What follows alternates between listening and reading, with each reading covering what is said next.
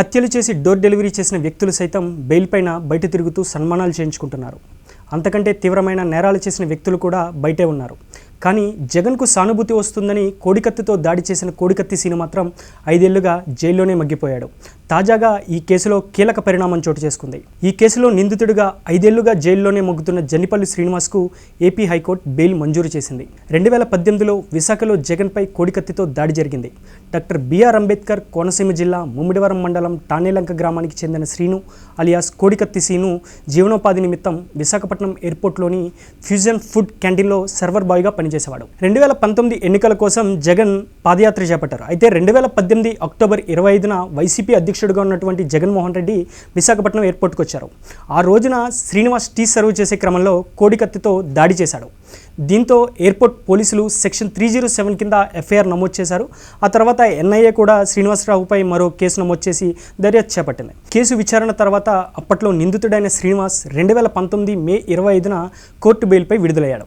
మళ్ళీ 75 రోజుల తర్వాత 2019 ఆగస్టు 13న ఎన్ఐఏ అధికారులు విచారణ నిమిత్తం సీనుకి ఇచ్చిన బెయిల్ను రద్దు చేసి మళ్ళీ రాజమండ్రి సెంట్రల్ జైలుకి తరలించారు. అయితే అప్పటి నుంచి కోడికత్తి సీను రిమాండ్ ఖైదీగానే రాజమండ్రి సెంట్రల్ జైల్లో ఉన్నాడు. తాజాగా 2023 సెప్టెంబర్ 6న కోడికత్తి సీన్ని విశాఖలోని సెంట్రల్ జైలుకి తరలించారు.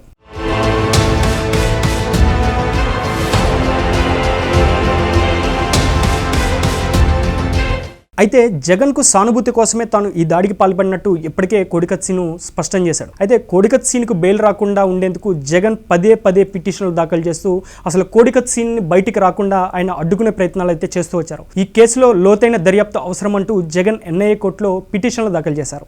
దీనికి ఎన్ఐఏ సైతం కౌంటర్ దాఖలు చేసింది. అసలు ఈ కేసులో కుట్రకోణమే లేదు, కేవలం ఈ కేసులో నిందితుడి శ్రీనివాసరావు పాత్ర తప్ప వేరే వాళ్ళ పాత్ర లేదు అంటూ కూడా ఎన్ఐఏ స్పష్టం చేసింది. దీంతో ఎన్ఐఏ కోర్టు కొట్టేసింది. సో దీంతో మళ్ళీ జగన్ ఎన్ఐఏ కోర్టు పిటిషన్ కొట్టేయడంతో ఏపీ హైకోర్టును ఆశ్రయించారు. ఈ కేసులో అన్ని కోణాల్లోనూ విచారణ జరిపామని, ఎక్కడా కుట్రకోణం కనిపించలేదంటూ ఎన్ఐఏ హైకోర్టుకు స్పష్టం చేసింది. ఈ కేసులో బాధితుడిగా ఉన్న జగన్ కోర్టుకు వచ్చి వాంగ్మూలం ఇస్తే కోడికత్తి సీనుకు ఎప్పుడో బెయిల్ లభించేది. అయితే ఈ కేసును జగన్ కాలయాపన చేస్తూ వచ్చారు.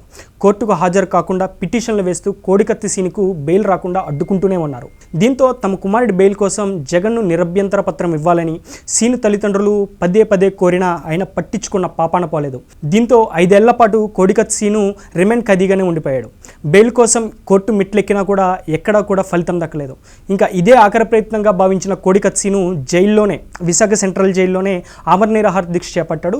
అతనికి మద్దతుగా ఆమె తల్లి, తండ్రితో పాటు ఆయన సోదరుడు కూడా ఇంటి దగ్గరే ఆమరణ నిరాహార దీక్ష చేశారు. అయితే ఆమరణ నిరాహార దీక్ష చేసిన సమయంలో అతనికి ఆరోగ్యం క్షీణించడంతో జైల్లోనే అధికారులు ఏర్పాట్లు చేశారు. అదే సమయంలో విజయవాడలో వీళ్ళు ఆమరణ నిరాహార దీక్ష చేస్తే వీళ్ళను కూడా అడ్డుకునే ప్రయత్నం చేశారు. సో అదే సమయంలో కోడికత్తి సీన్తో పాటు మరికొంతమంది న్యాయవాదులు ఈ కేసు చాలా ఆలస్యం అవుతోందని, రిమాండ్ ఖైదీగానే 5 ఏళ్ల పాటు జైల్లో ఉండిపోతున్నాడని, అంతేకాక ఈ కేసులో శిక్ష పడినా ఇన్నాళ్ళు జైలు శిక్ష ఉండదంటూ చాలామంది హైకోర్టును ఆశ్రయించారు. కోడికత్తి సీనుతో పాటు మరింతమంది న్యాయవాదులు హైకోర్టును ఆశ్రయించడంతో హైకోర్టు దీనిపై విచారణ చేపట్టింది.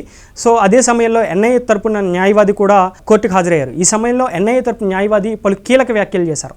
2019లో కేసు ఛార్జ్షీట్ వేస్తే 2023లో లోతుగా దర్యాప్తు చేయాలంటూ జగన్ పిటిషన్ దాఖలు చేశారని ఎన్ఐఏ తరపు న్యాయవాది హైకోర్టుకు తెలిపారు. 2019లో ఛార్జ్షీట్ దాఖలు చేస్తే లోతు దర్యాప్తు కోరడం కోసం 2023 దాకా ఆగడం ఎందుకు అంటూ హైకోర్టు కూడా ప్రశ్నించింది. అయితే జగన్ కోర్టుకు హాజరై సాక్ష్యం చెప్పాల్సిన అవసరం ఎంతైనా ఉందని, కానీ ఆయన కోర్టుకు హాజరు కాకుండా పిటిషన్స్ వేస్తూ కాలయాపన చేస్తున్నారంటూ ఎన్ఐఏ న్యాయవాది కోర్టుకు తెలిపారు. అయితే విచారణ పూర్తి చేసిన హైకోర్టు ఈ తీర్పును రిజర్వ్ చేసింది. తాజాగా కోడికత్తి కేసులో తీర్పును హైకోర్టు వెలువరించింది.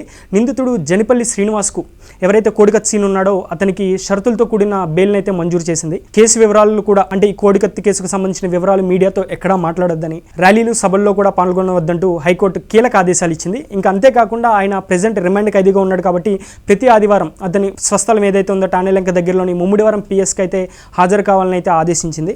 అయితే సీన్కు బెయిల్ రావడం పట్ల ఆయన కుటుంబ సభ్యులతో పాటు ముఖ్యంగా దళిత సంఘాలు కూడా హర్షం వ్యక్తం చేస్తున్నాయి. ఎందుకంటే 5 ఏళ్ల పాటు జైల్లో రిమాండ్ ఖైదీగానే సీను ఉండిపోయాడు. ఆ సమయంలో అతనికి అనారోగ్యానికి గురయ్యాడు, చాలా ఇబ్బందులు పడ్డాడు. అయితే జగన్కు సానుభూతి కోసమే తాను ఈ దాడి చేసినాడు కోడికత్తి సీను అంగీకరించాడు. ఆయన ఒప్పుకున్నాడు కూడా, నేనే చేశాను ఈ దాడి అని. అయితే జగన్ ఎవరైతే బాధితుడిగా ఉన్నాడో జగన్ కోర్టుకు వచ్చి తన వాంగ్మూలాన్ని ఇస్తే ఈ కేసు ఎప్పుడో ముగిసిపోయేది. అయితే దాదాపు 5 ఏళ్లుగా జగన్ నేను అధికారంలో ఉన్నాను, నేను సీఎంగా ఉన్నాను, నేను కోర్టుకు రాలేను, వస్తే ట్రాఫిక్ సమస్యలు అంటూ ఆయన కాలయాపన చేస్తూ ఉన్నారు. ఈ కేసులో శ్రీనివాస్ను బలిపశువును చేశారంటూ ఇప్పటికే వైసీపీపై టీడీపీ విమర్శలు గుప్పిస్తోంది. ప్రస్తుతం ఎన్నికల సీజన్ కావడంతో ఈ అంశంపై ఇరు పార్టీల మధ్య మాటల యుద్ధం జరిగే అవకాశం ఉంది. అయితే శ్రీనివాస్ మాత్రం దీని గురించి ఎక్కడా మాట్లాడొద్దంటూ కోర్టు ఆంక్షలు విధించింది. అయితే ఇప్పుడు ఎన్నికల సమరం కొనసాగుతోంది కాబట్టి కోడికత్తి కేసు కూడా 2024 ఎన్నికల్లో కీలక పాత్ర పోషించే అవకాశం లేకపోలేదనే తెలుస్తోంది.